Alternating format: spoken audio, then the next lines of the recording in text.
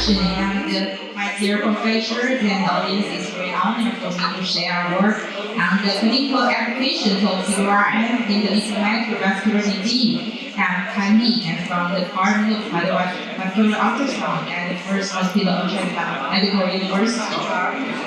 So, in the clinical practice, we know the inflammatory vascular diseases are very difficult to diagnose early and monitor accurately.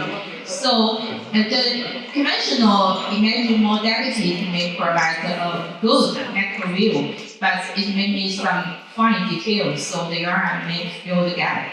So, first, let's recap the background of this kind of disease. And the systemic vasculitis is a group of multi-system autoimmune disease characterized by the vascular inflammation. And the clinical manifestations is very complex and variables. And the main pathological features may include the ischemia and the necrosis due to the reduced blood flow or the stenosis or aneurysm caused by the inflammatory wall damage. And more importantly, this kind of immune inflammatory responses can drive the pathological neovascularization within the vessel wall, and the inflammation-induced proliferation of the advanced shear microvessels can reach the advanced shear to the median barrier, and ultimately can form a wall thickness, pathological neovascular network.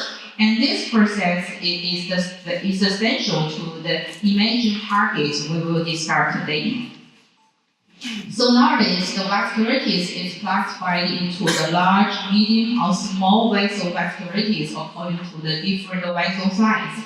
And the overall incidence may vary different by the geographies, and as we know, the Takayasu common in the Asian and primarily affecting the young females. And the GCA may predominate the elderly, particularly in the Northern Europe populations.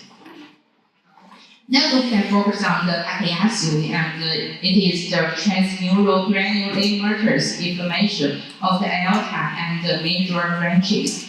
And the pathology shows the lymphocytes and plasma cell infiltrations. And this diagnosis may be based on the 2022 ACR and the other classification criteria and interrogations and the clinical symptoms and inflammatory markers and imaging findings. So the activity assessment is very critical and defined by the new, persistent, or worsening Takayasu-related clinical signs or symptoms, excluding the primary damage, and plus at least one of the following, including the active disease on the current imaging belt size, or the recent Takayasu-induced ischemic complications or persistently elevated inflammatory markers.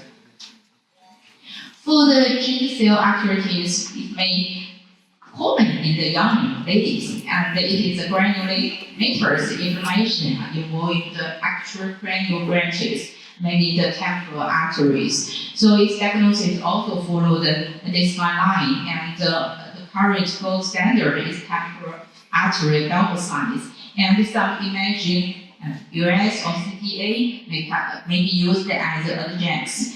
Its activity assessment may be defined by the neoprecision or worsening GCA-related clinical manifestations. So we can see a lot of imaging methods have been used in clinical practice for the diagnosis and the monitoring, but they have their distinct advantage or some limitations.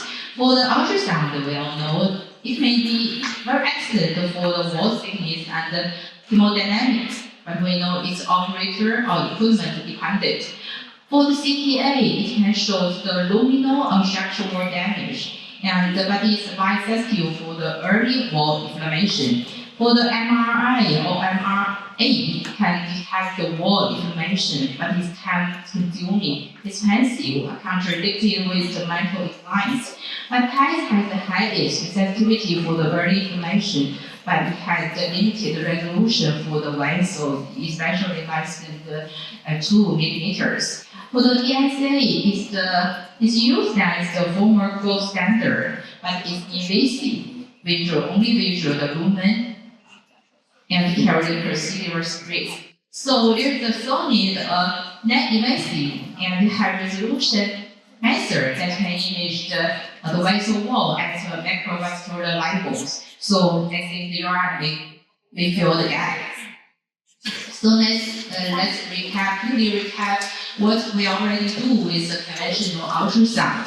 We can see the 2D can evaluate outer wall morphology and the wall thickness or the luminal structures. And we can also use the Doppler assess the hemodynamics. We commonly use the CUS may provide a semi-quantitative grading method. We can see we have the 4 grades.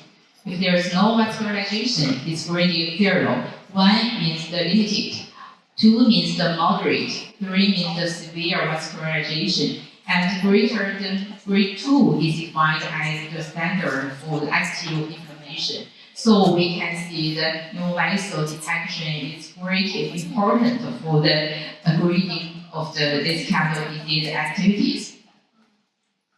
But for the active phase, we can see from the conventional ultrasound, there is a concentric homogeneous hypoalcoholic thickening of the active wall as the macaron sign. And for the inactive phase, we just can see the increase of wall with the increased echoes, and we can quantify the different scenarios of Dopplers.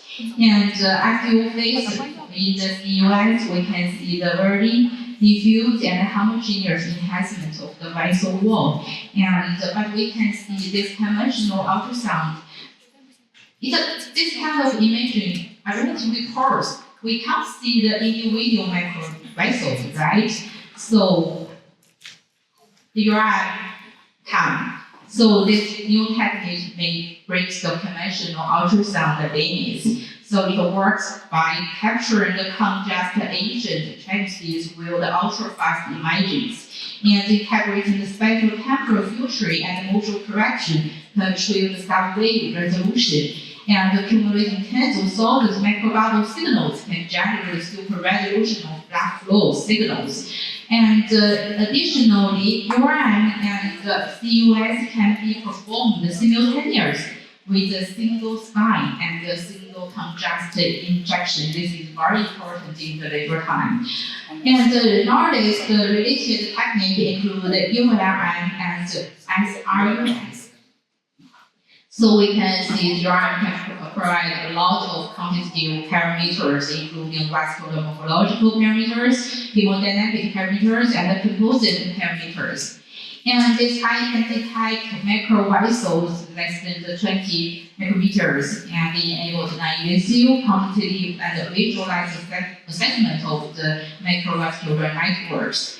Why is it clinically important? Because we all know microcirculation, the circulatory structure amounted at the early manifestations and cause mechanisms of many diseases and can provide the no imaging evidence for the early diagnosis, treatment planning, efficiency monitoring, and the prognostic evaluation. So it's very important.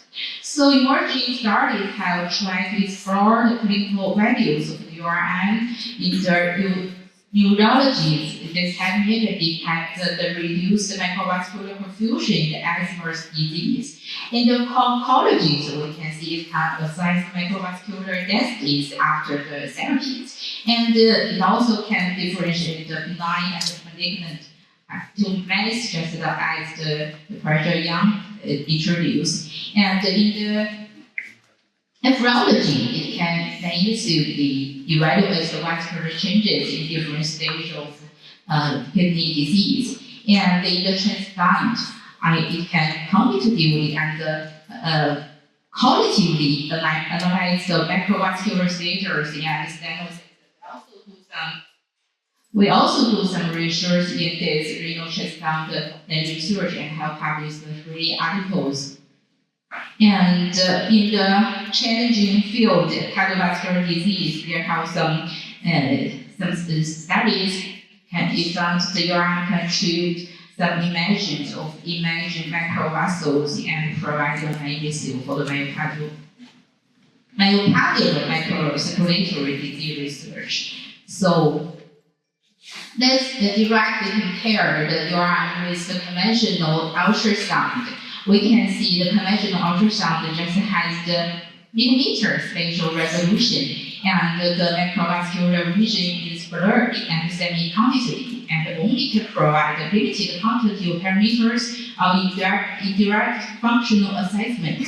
But URM can visualize the microvessels at tens of microvalve scales and can solve the problems of displaying the details of musculovascular networks and can provide comprehensive and abundant quantitative parameters. So it really moves from the macro anatomy to the macro details, from the morphological description to functional quantitative.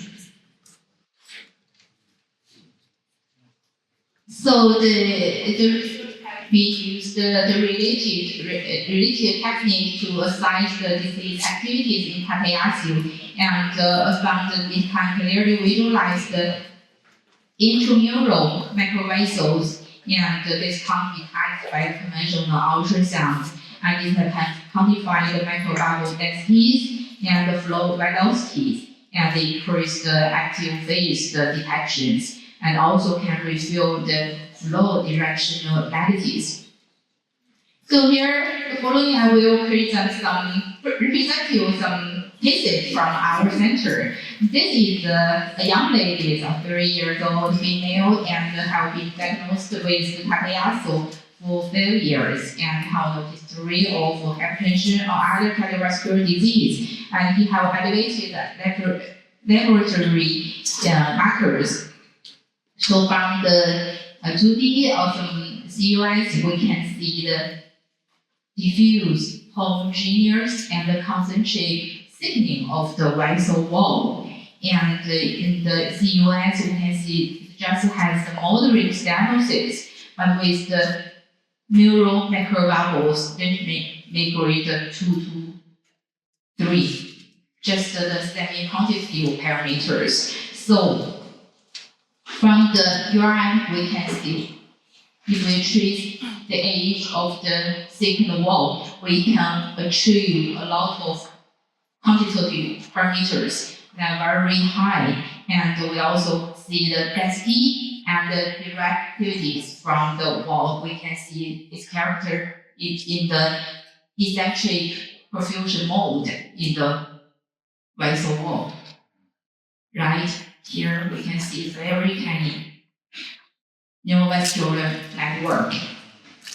So this is a 40-year female, and he has a right hearted inferior thickening, and his laboratory markers is normal. From the 2D, we also can see the thickened wall and the loose of normal wall structures, and it shows the diffuse, homogeneous, and concentrated thickenings. But from the CUS, we can see not obvious the confusion within the thickened wall.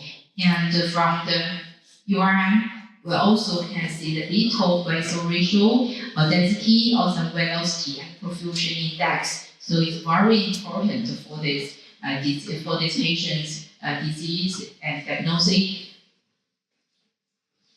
And this patient is a young lady, and is diagnosed with the Takayasu for 7 years, and just have the symptoms of lower blood pressure on the red line, and but his laboratory markers is normal. So from the 2D and CUS, you can see the normal vascular vessel have been disappeared, right? We can see the diffuse and homogeneous thickening, and the blood flow is narrowed, and we only see the, not sure, only 10 mild enhancement, right? So from the URM, we can see, yes, the vessel ratio, density, or velocity is also lower, reduced, right? So this patient tells us in our understanding. If this patient have the very thicker wall, maybe have more active inflammation, right? But this case itself, there's no direct or positive association between the thickened wall and inflammatory parameters, right?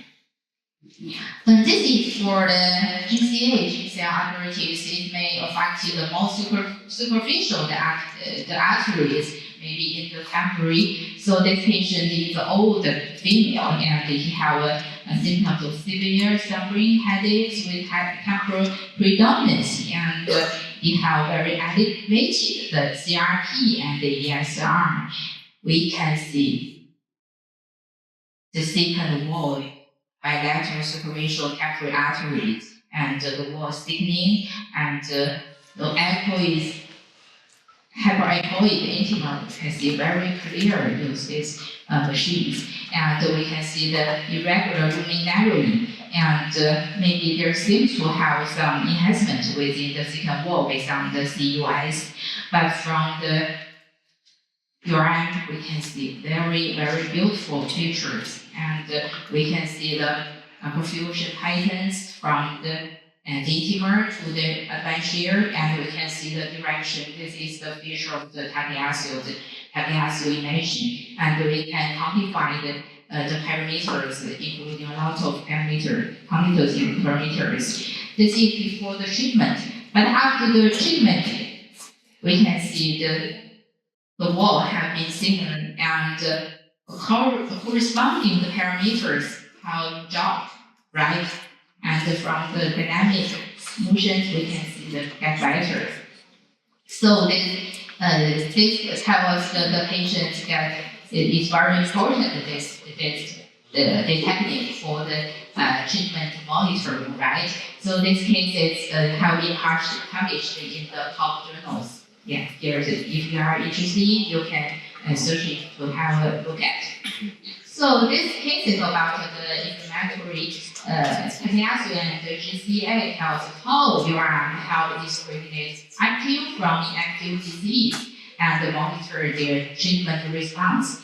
So we also do some case studies concerning it for the tachiaxia activity assessment, and we include 35 active and 51 inactive tachiaxia, and they all underwent some conventional and URM examinations, and we found that patients with active tachiaxia have higher vessel ratio and mean density and blood flow and the perfusion index than those with inactive disease. And the individual URM parameters can demonstrate good diagnosis performance ranging from the 070 to the 084.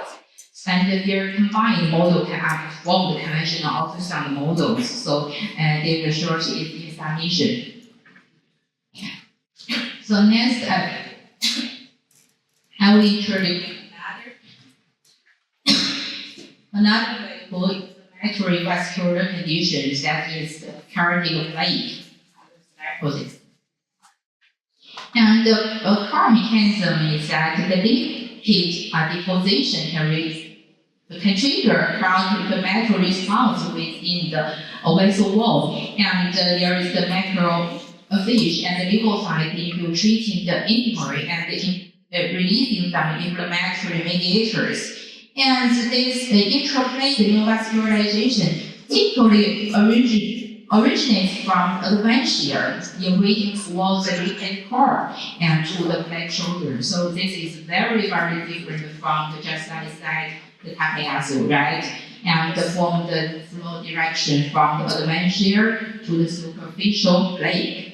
And this immature and fragile new vessels are very prone and fragile to ruptures and leading to the intraplate hemorrhage. So this hemoglobin derived from the NPH can exert pro-ostomy effects, further aggravating the inflammation and plaque instabilities. So it's very important to detect the intraplate neovascularization.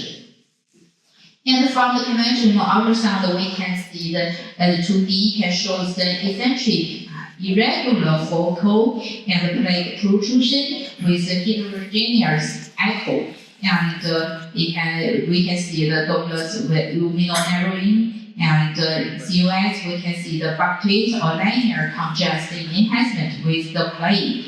It is located to the base, maybe graded 1. If within the plaque body, it's graded 2. And if you avoid the entire plaque, it's a graded 3. So this is different from the Takayasu. And nowadays, the related technique have been used for the risk stratification of the cardiac plaque. And it can identify the vulnerable plaque. And we know it's the cornerstone of the stroke prevention, right? And for the symptomatic plaques can exhibit the significantly high microvascular length and tortuosity and flow velocities. And some parameters like the microbubble count and the check max correlated with the historical measures of vascularization. So, it's really at the high-risk plaque identification from just the morphological assessment to the functional quantification. So it's very important. So this is the case of arterial plaque, and it's a low male and has a history of cardiac plaque more than 2 years, and they have a history of hypertension, the coronary arteries, and have no pain or tightness and the chest pain. And we can see how that's epidemic. And we can see in the external cardiac artery there is a increased irregular MT and have a plaque here. We can see causes maybe 50% stenosis. And interestingly, we may see some microbubbles perfusion within the plaque. Right? You can see here. Then,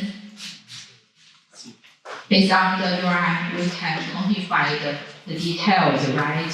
We can see the vessel ratios and the density and the velocities and the perfusion index.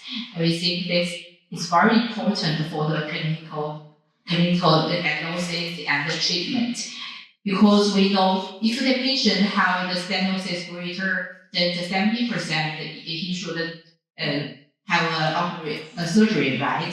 But this patient have a stenosis of less than 70%.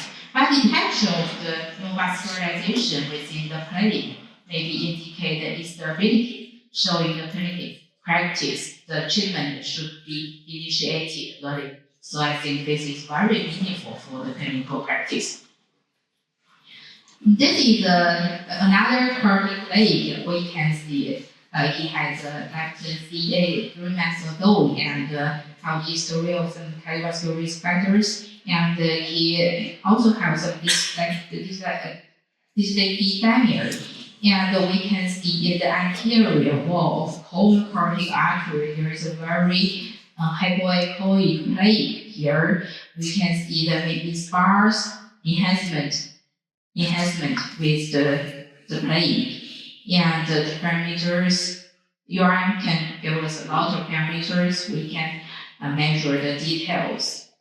We can see the little new vessels formation.